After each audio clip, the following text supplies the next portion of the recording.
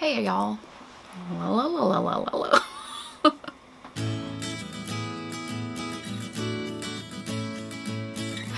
Hey y'all.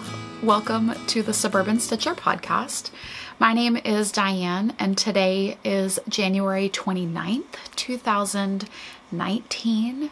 Thank you so much for joining me for this episode somewhere in the 160s.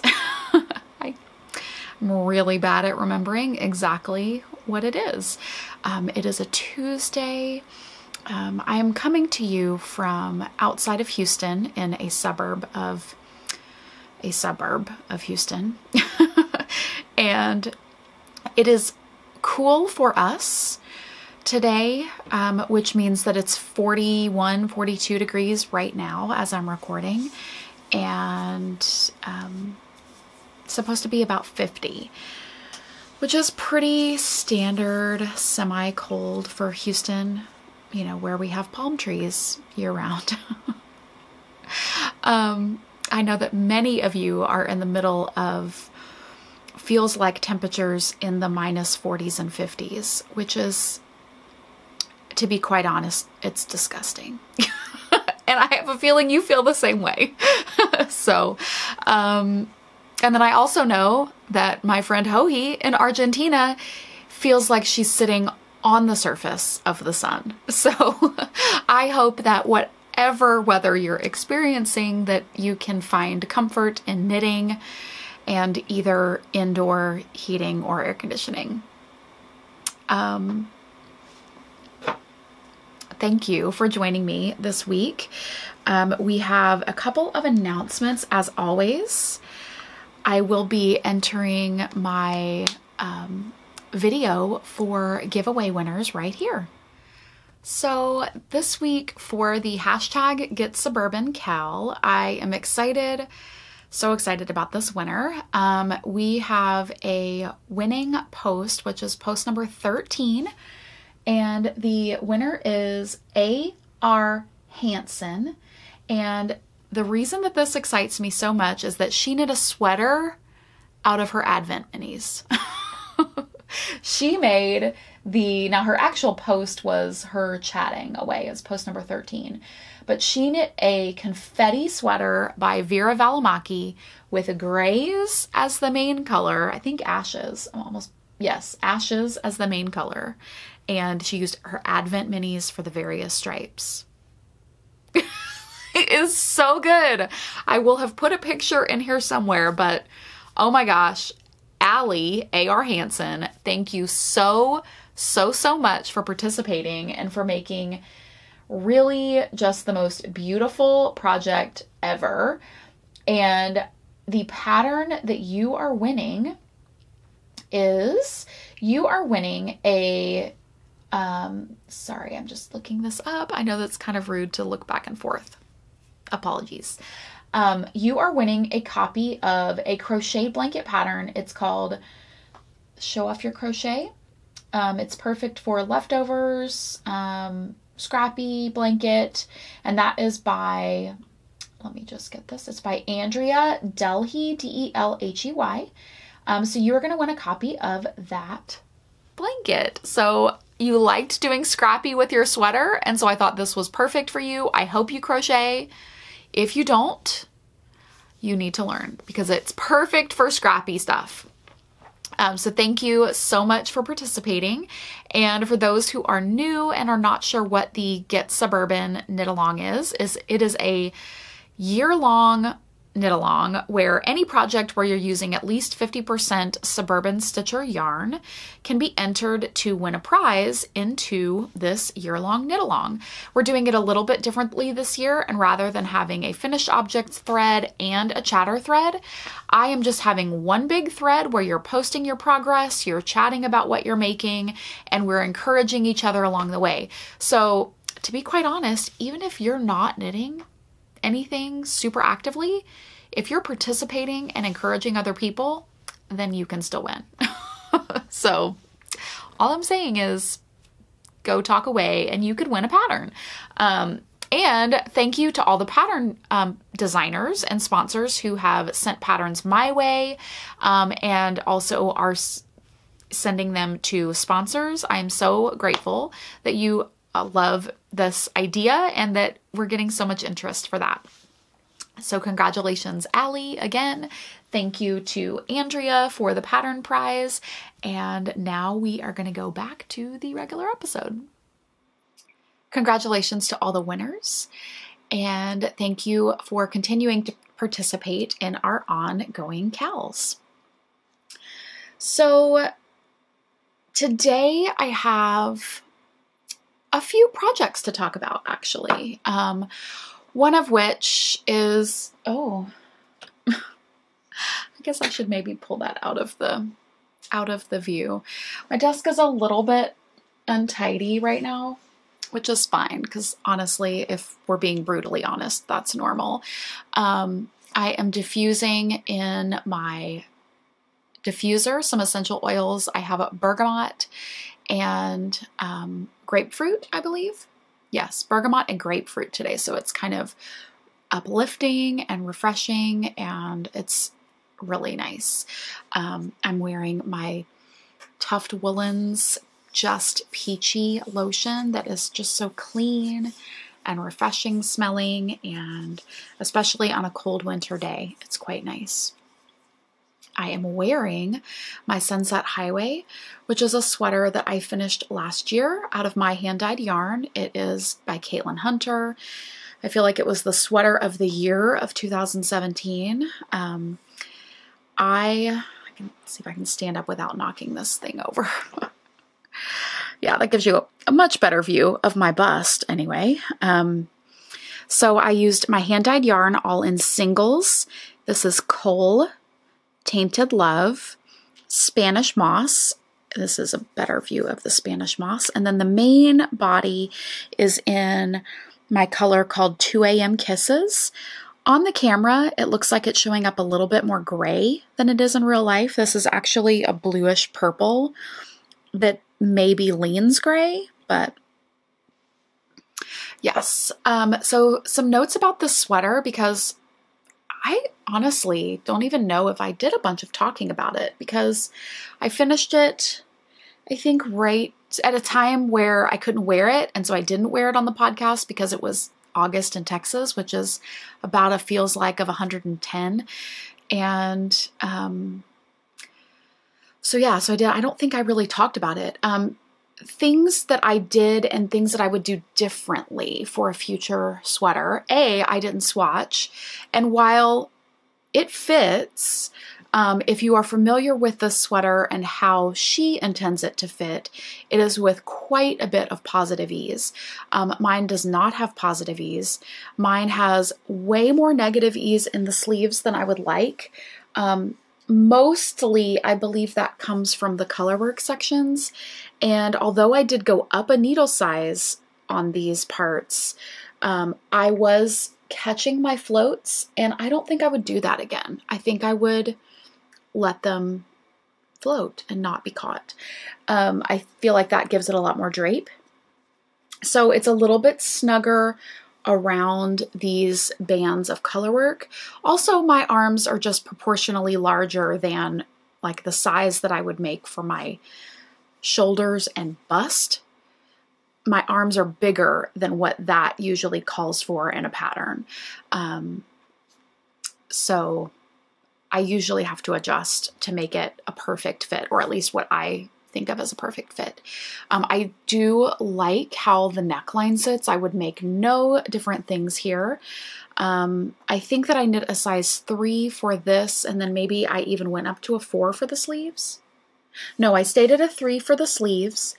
I did go up to a 4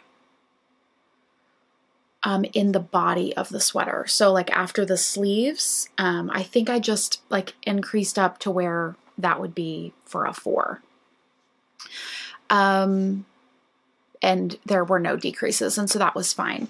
Again, it's just more fitted. Like I was hoping that it would be a little more ease. There's maybe like 1 inch of positive ease in this thing, if that, like in the stomach area. I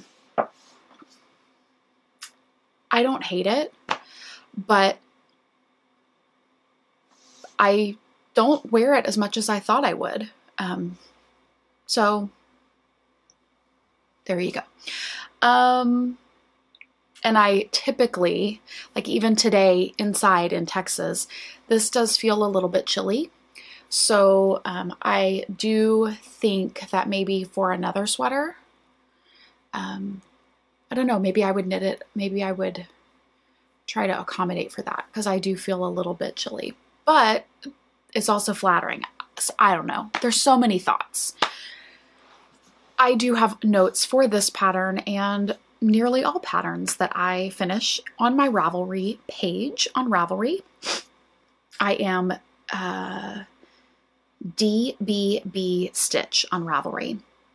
I've tried to get Suburban Stitcher.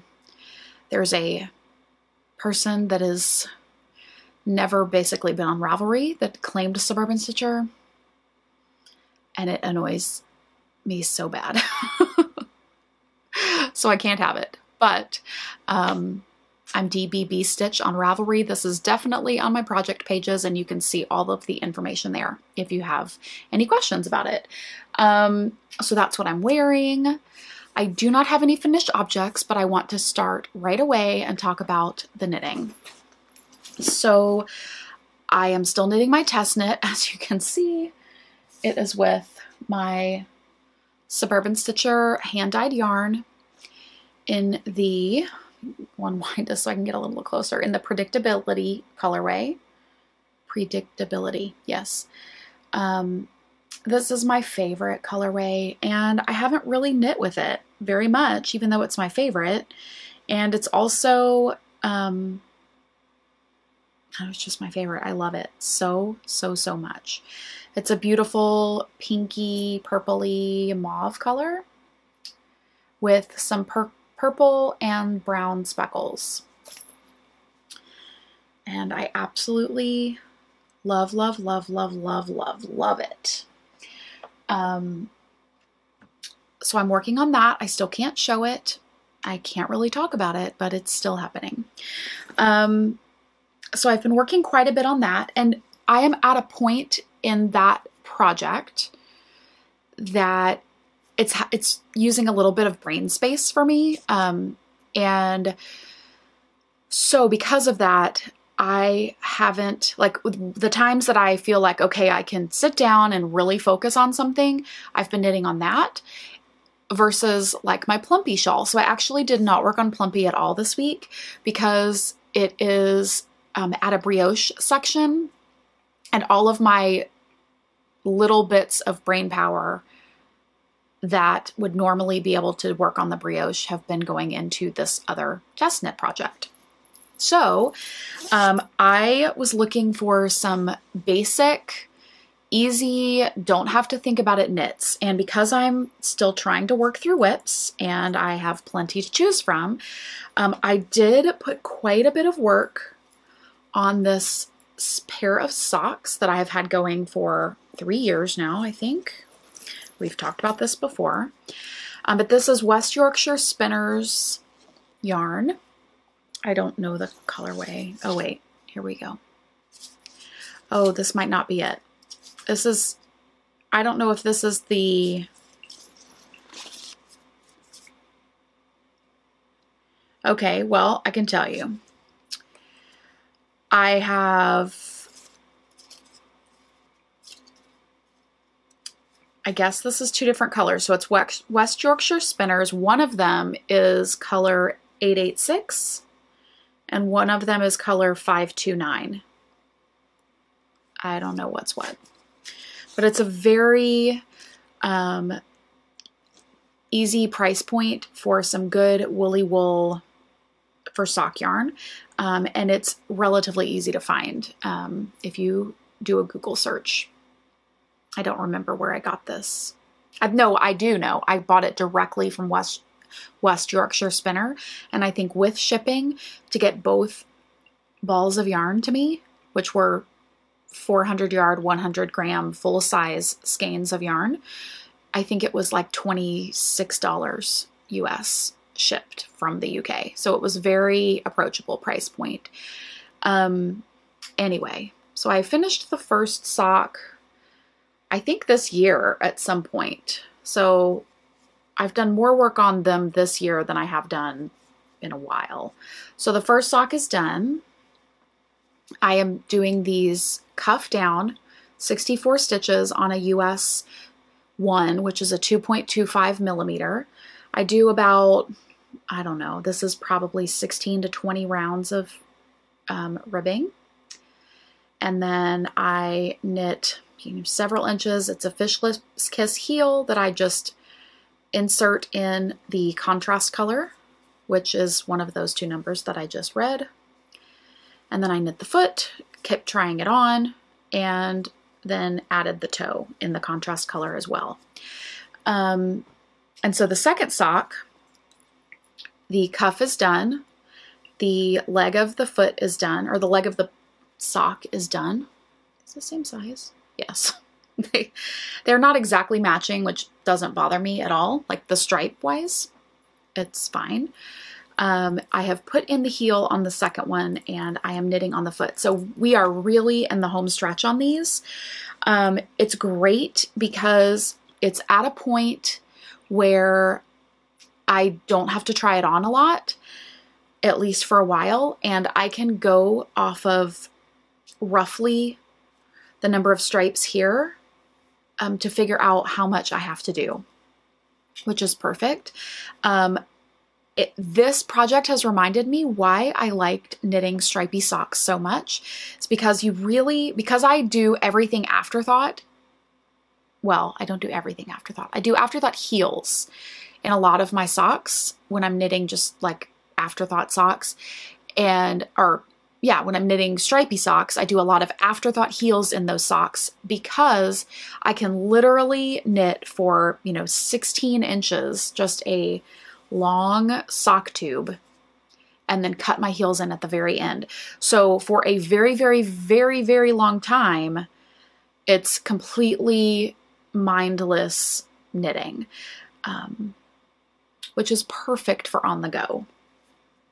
These socks, because I was like having to knit for a little while to get to the heel, and then I had to put in the heel and then switching back to the main yarn. It was like there were just a lot of things and they weren't super, at least for the day that I was having to choose it, wasn't super travel friendly. And so I didn't choose it, and I had to work on it at home to kind of get it past that point where I had to think a little bit more. And then it became a travel project again, and now it's going to be very easy. It's a lot of talking about socks. I'm so ridiculous. Okay, so that has been worked on. But if you'll remember, I just said there was a time in that project that I wasn't working on it because A, it's Christmas socks and it feels a little bit like, okay, really? And B, it was just at a point where I didn't feel like working on it. So I picked out a project that, albeit cumbersome in the number of skeins that it involves, it is a very easy, don't have to think about it too much once you get going in this pattern project.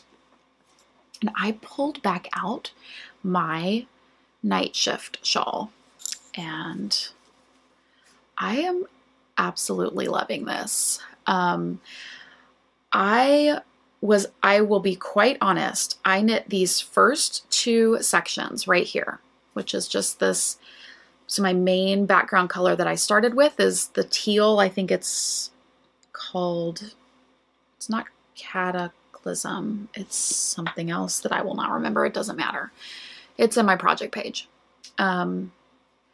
So I started with that teal, and then it has this color, which is Rustic Rainbow, but it was kind of this orangey brown.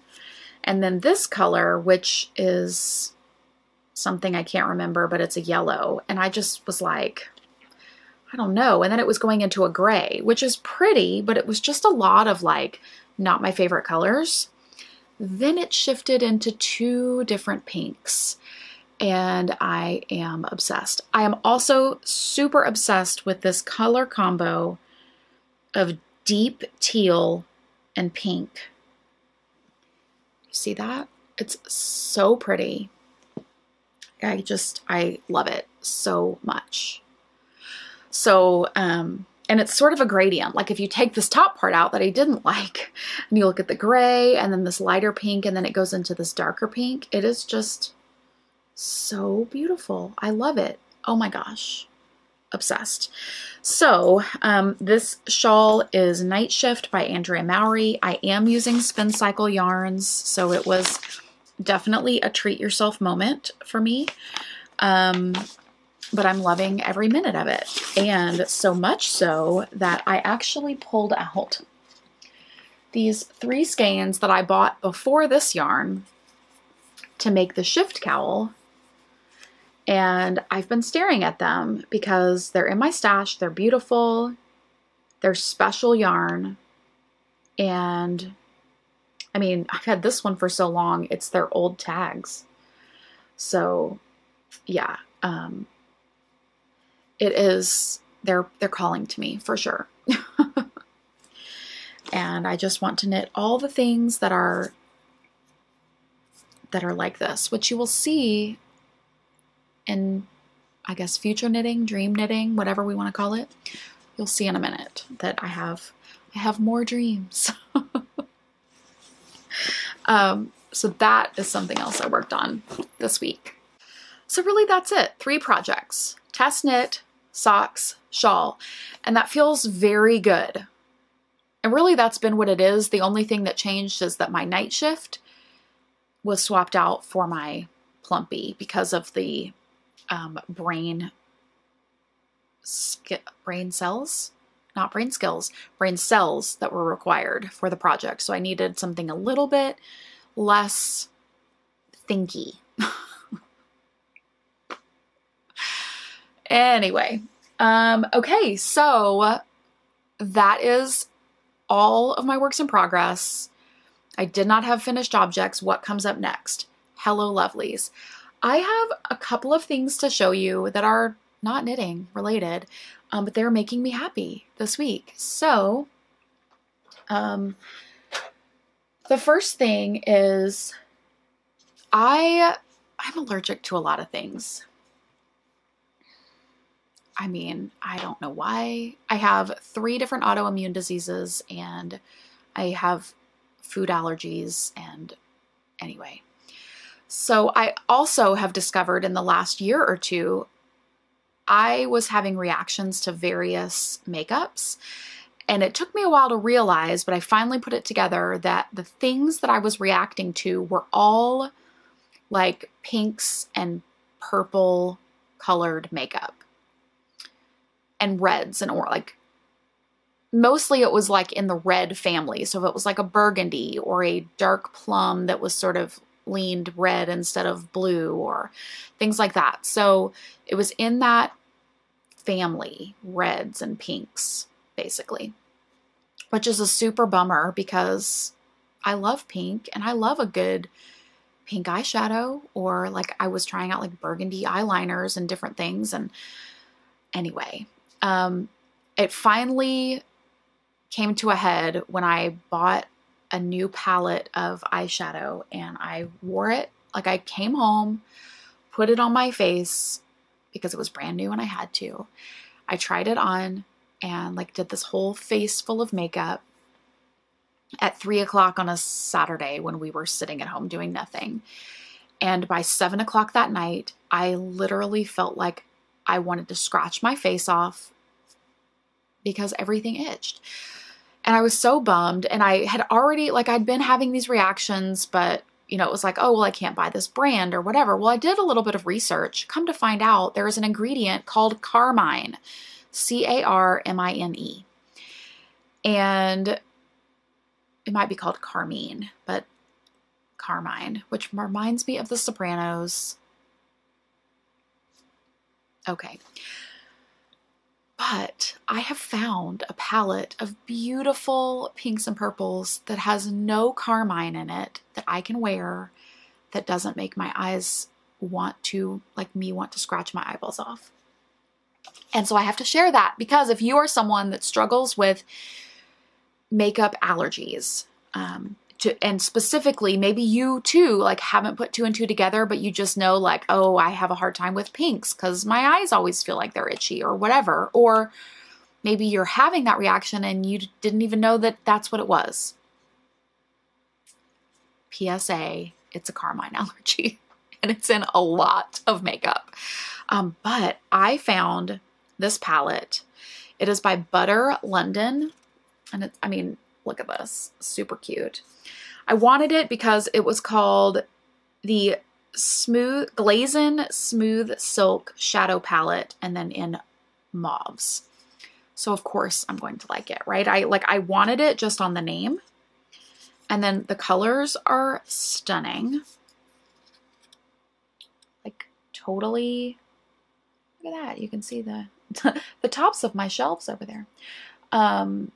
So beautiful, like sparkly pinks and purples of various lights and darks. Totally my colors, right? And it has no carmine in it, and I can wear them, and they are beautiful, like a little bit shimmery, but not too much, because I am not a spring chicken anymore and don't need to have like club eyes. I just need pretty eyes. And then I also got this lipstick that is Butter London. It's just their regular satin matte lipstick. The color is called Thrilled. And it's Butter is the brand. Thrilled. Let's see if that'll, there we go. And so I'm wearing this today, and it's just a really pretty pink that's kind of neutral, but pink. So that's a happy thing. It's not a free thing, but it's a happy thing. My second Hello Lovely are two new books that are making me so happy. This one is called, I'm still reading both of these. This one is called Girl Wash Your Face, which is kind of the best title ever. And I'm 2 chapters in and loving it. I sort of reading this on my lunch break every day, which has been nice. And it says, stop believing the lies about who you are so that you can become who you were meant to be. And there was a point in the first chapter or 2, I don't remember which one, it doesn't matter. Anyway, that talked about like, basically we set these goals and then we fail, like, or no, it says, I'll start tomorrow. Like the lie, I'll start that tomorrow. I'll do this tomorrow. And she talks about how like she hit this point where she was like, when I'm not doing that, the only person I'm disappointing is me. And so she just decided that if she says, I'm not going to drink Diet Coke, or I'm going to exercise 5 days a week, or, you know, whatever the thing is, that like she is going to, like, if she commits to keeping promises to other people, she has to also commit to doing that to herself, and like keeping that promise that she has made to herself and placing herself in that same place of importance as she does with other people. And I was like, oh my gosh, that's so smart. The part that made me laugh is that she basically said something about the person who is on the diet all the time, and they've been talking for 3 weeks about how they're on the Whole30, and then you walk into the lunchroom at work and see them eating pizza. And I read it yesterday while I was whining, like internally whining about the fact that I really wanted nachos, but I was eating my Whole30 compliant lunch. And I thought, well, good. Then this is me keeping my promise to myself that I'm doing Whole30 for 30 days. I just thought that was hilarious and super ironic. And so far the book is also hilarious and thought-provoking. And so I'm enjoying that. And then this book, I have just flipped through it. I haven't actually read any of it, but I saw this, someone on Instagram posted this, and it was absolutely a, oh my gosh, that is the cutest and the sweetest, and I must have this book moment. Like, not a library book. I need to own it just based on the illustrations. And I feel like I want to read this with my kids. And so this book is called How to Be a Good Creature. And first of all, How to Be a Good Creature, a memoir in 13 animals. It's by Cy Montgomery, illustrated by Rebecca Green. And this book cover is so cute. And so this first review says, this is a beautiful book, essential reading for anyone who loves animals and knows how much they can teach us about being human. So I thought that would be just really fun to read with the boys, especially Jack, because he loves animals and he is so sensitive. And so I just thought this would be really, really fun.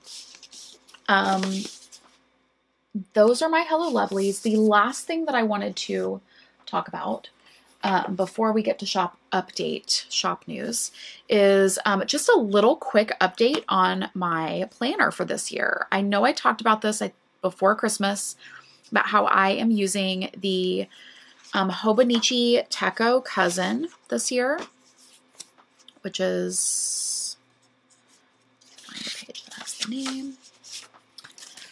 And I purchased this leather cover separate, which I absolutely love. It is so smooth and sleek. And like, I love, love, love this cover. It has my initials embossed in it, or imprinted in it. So the things that I love about this planner are that it has a monthly calendar thing, which I end up not using so much. It's fine. I mean, I use it for some months. This month didn't have big events in it, so like, there's nothing there. Mostly, like on some months, it has like events and shows and like times where I know we're going to be out of town or things like that. It also has the weekly layout, which has been quite helpful for, let me find one that is a little more, okay, so it just helps me, like this was not a so busy week, but it just has these different things on here. I had jury duty, times that I know I need to pick people up from practice, or when games are, you know, same thing here for last week. It's just been really nice to sort of have this week at a glance look. And then my favorite part is that I have an entire page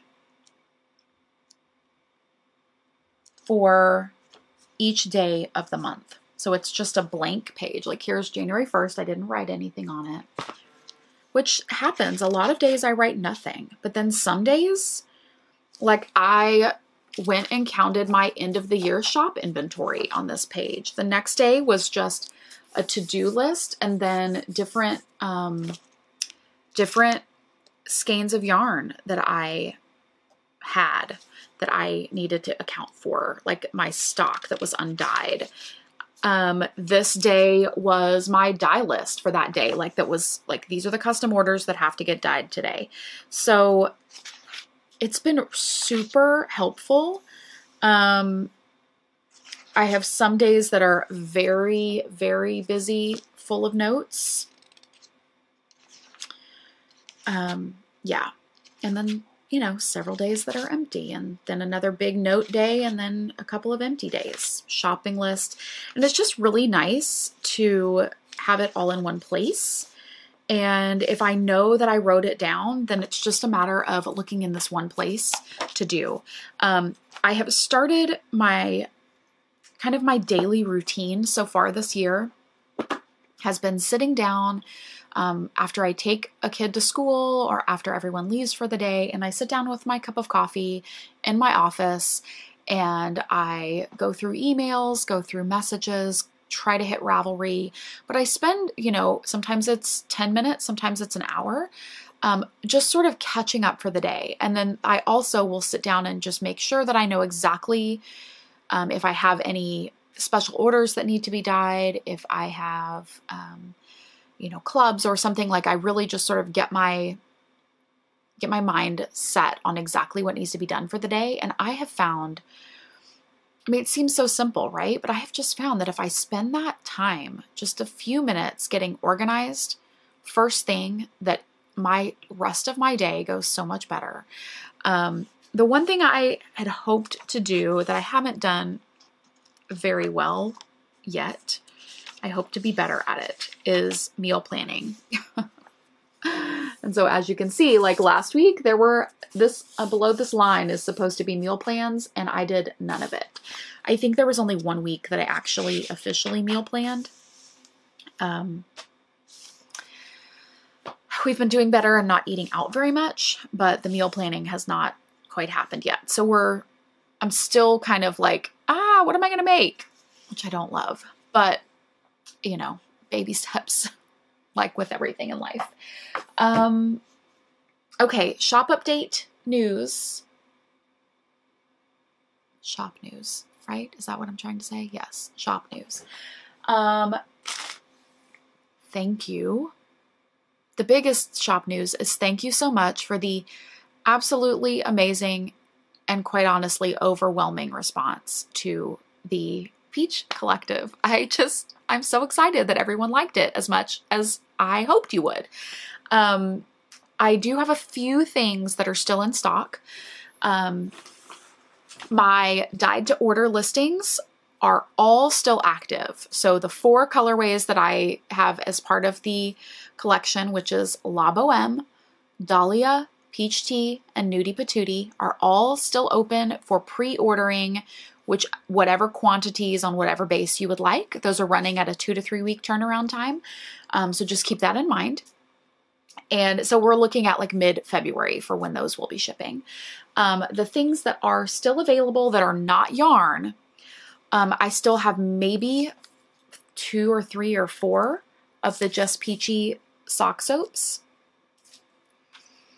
They smell amazing. A friend of mine said that she left this like on her dresser overnight, the night she got it. And like the next day she woke up and it was like, oh, it smells so clean and peachy and yummy in here. So pro tip, you can put it also in your drawers if you store any of your hand knits in drawers, and it will just sort of freshen up your drawers. There are, again, maybe 2 or 3 of these little tins that are the like little stitch marker notions tins.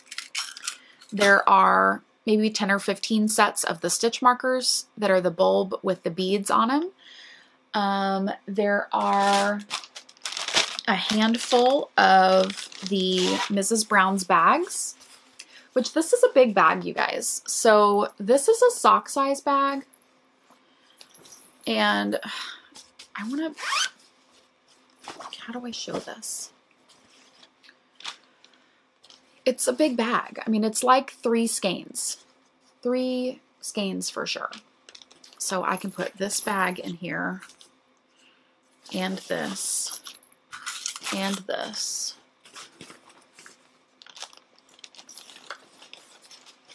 2, 3 skeins of spin cycle, like all in here. And that sock size bag had 2 skeins of sock yarn in it. So it's a big, roomy bag. So well made. It makes me so happy to see the La Boheme on the bag. So those are in the shop, ready to ship. Such a great deal, you guys. And you're not paying for the Canadian shipping to get it across the border. And so I think that's really it for what is in the shop. I have a couple of things that I am... Oh, no. The other thing that I wanted to mention is all of the first month January National Park yarns are shipped, and they are arriving or have arrived at homes maybe over the weekend, maybe some yesterday, and then today, depending on, you know, how far away you lived. But I have gotten so many amazing, exciting messages from people who love their yarn, and I could not be more excited about that. So thank you for trusting me for that first month. The signups for February Park Passport Yarn Club will be going up. I think I have them activated as of February 4th, almost positive. But February 4th, those will be going live in the shop. And what I will say is, I don't want to spoiler alert, but if you've gotten your skein of yarn and you know what that looks like, it will not be exactly like that next month. So if you could think the opposite of what that was, think just more in the other direction of what that was. A contrast, if you will. That is maybe the worst description ever. Anyway. So sign-ups February 4th. And the Rainbow Along does start officially February 1st. Is the first day you can put a finished object in the thread. But since we're really just chatting along and encouraging and showing off amazing rainbowy projects this year, I had to wind up 2 skeins of yarn this morning. And so I did. So I wound up a short skein of mustache yarn, self-striping in the apple picking colorway, which is gray stripes with these little rainbowy stripes that are going to pop out. And these are, it was a 79 gram skein, which means that these are about 40 grams each instead of 50, which is totally perfect for socks. I still only use like 65 or 70 grams. So 79 and maybe thinking I'm going to do a contrast heel is more than enough. I could make some pretty long socks with this actually. And hold on. I also wound up a skein of yarn that I am so excited about this yarn. I did the thing that I always should do and never do. I wound the skein of yarn twice. So you've heard that, right? Like if you put your yarn on a Swift and you wind it, you know, into the cake, it makes a pretty tight little compact ball. Well, when you wind your yarn like that, you're putting a lot of stress, like because it's pulling and it's winding it tight sometimes. And so it puts it under a lot of stress. In theory, what I have been told, in order to keep the yarn as unstressed as possible, is to, once you cake it up, then re-cake it. Basically just run it again into another cake. And it winds it up much looser because it's not spinning around and you're not pulling it. It's just sort of coming out of a cake in a much looser fashion. And it takes out the tension, like the pulling tension out of the fibers, and also creates a much larger cake of yarn. And this yarn is so precious that I didn't want it to pull. I wanted it to be perfect because it is perfect. This is some hand spun that I purchased last year at DFW Fiberfest.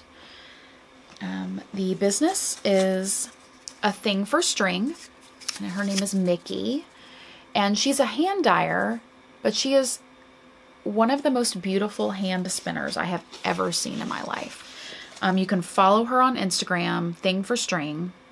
I think it's Thing, the number 4 string on Instagram. She's amazing. And I purchased this last year at DFW, and I thought I was going to make socks, but I'm not. I have decided that this is going to be a rewilding, I'm pretty sure it's rewilding shawl by Helen Stewart. And Helen did not write it for handspun. It's a solid color shawl, but it just has a very simple lace that I believe will not be lost in a variegated hand spun yarn. But I thought this was perfect for the Rainbow Along because OMG, look at all those colors. And it's a 3-ply, 100% superwash merino, 110 grams, 500 yards. So it's definitely a light fingering. It is thinner than my sock yarn, and I have a thin sock yarn. So I just could not be more excited about this. This cake itself, this right here is so beautiful. It makes me so happy. And I cannot wait to start this. I've got to finish something first, but I will definitely be starting this very soon. And as soon as I finish those Christmas socks, my mustache socks are going on the needles. So I think that's it for this week. It was a little bit longer than I anticipated this episode being, but that's how it goes. Thank you so much for watching, and I hope that you have a great week, and I will see you next week. Bye, y'all.